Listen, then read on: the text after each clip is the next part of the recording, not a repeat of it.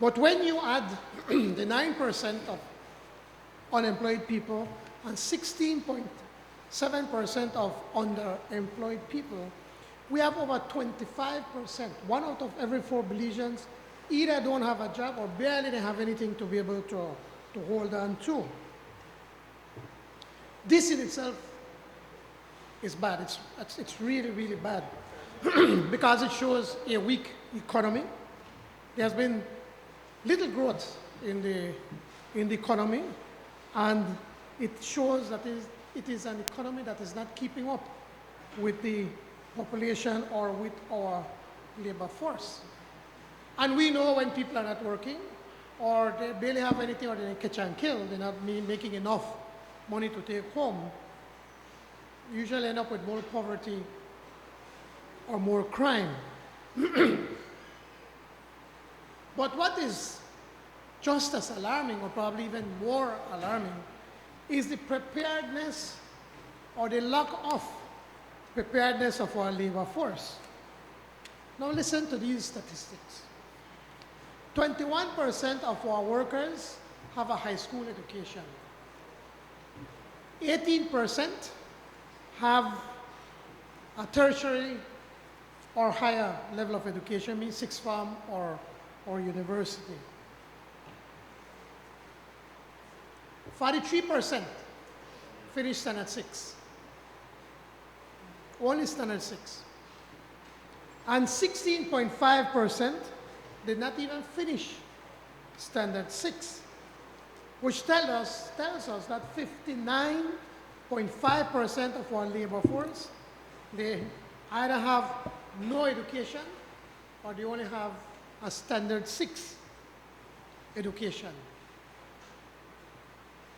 Now, I'm in no way suggesting that this has happened overnight. Obviously, this is a problem that has been coming over the years. And governments, ours and this present government, they have not done enough to be able to turn this around, to look at the issue and see what is it that can be done.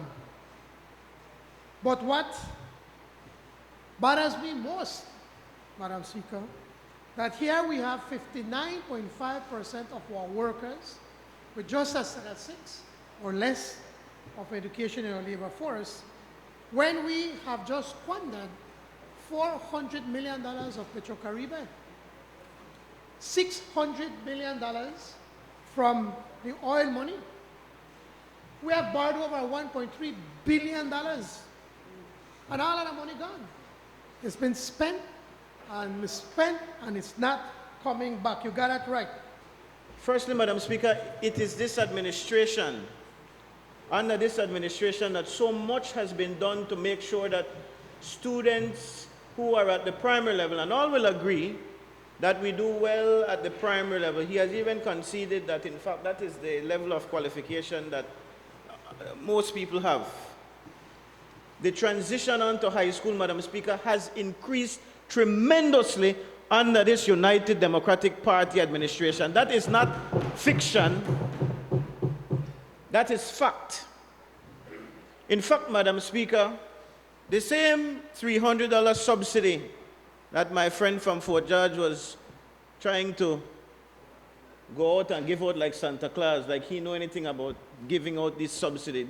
He was Prime Minister for 10 years and didn't do that. Didn't give any assistance there. That same subsidy that is automatic in Toledo and Stan Creek, in fact, and if the member from Toledo West will know well, because he was still working with the Ministry of Education for a stint before I fired him, yes.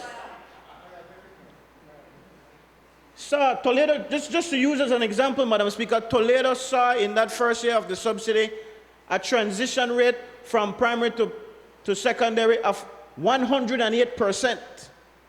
Why, Madam Speaker? Because the students valued the assistance that we gave, and we didn't only give to the students who were graduating that year. There were students who had completed primary school a year and 2 years before, and we helped them to go on to high school.